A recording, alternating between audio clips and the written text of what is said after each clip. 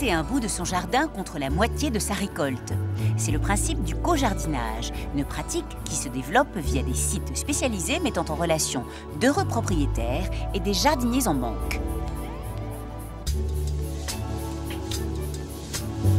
À 91 ans et toujours très attachée à son jardin, Simone passe des heures et des heures à s'occuper de ses fleurs. En revanche, il y a quelques années, elle a dû se résoudre à arrêter le potager. Une décision contrainte par des problèmes de santé.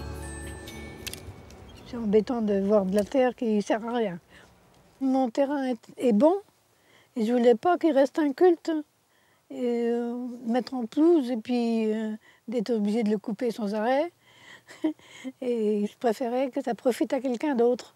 Alors c'est comme ça que ma belle-fille m'a inscrit à Internet. Elle avait mis « Est-ce que quelqu'un voudrait aider une petite grand-mère à faire son jardin ?» Ben, j'ai eu d'abord une dame qui habitait du côté de Versailles. Elle voulait faire le jardin. Je lui ai dit « Non, c'est trop loin.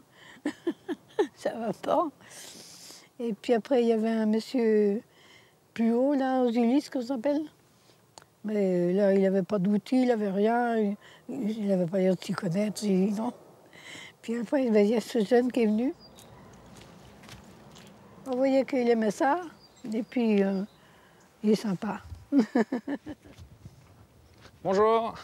Vous allez bien? Ça va, ça va. Vous êtes toujours dans le jardin? Toujours. Bon. Je viens de la région Rhône-Alpes et je jardinais depuis mon enfance avec mon grand-père qui m'a donné cette passion.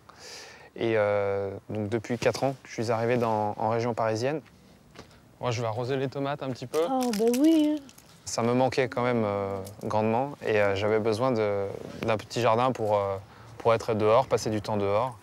Du coup, aujourd'hui, ça fait 4 ans que je viens quand même 2 à 3 fois par semaine. Et c'est vraiment un plaisir. On partage aussi avec Madame Berny, non seulement on discute du potager, mais on peut discuter aussi de la famille, etc., de plein de choses.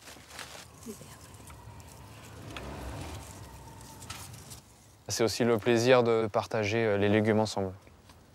Chacun prend ce qu'il veut quand il veut. Il y en a toujours trop de toute façon, donc c'est vrai qu'il n'y a pas de problème de ce côté-là. Elle est belle celle-là. Hein? Ah oui. C'est comme si c'était mon petit-fils.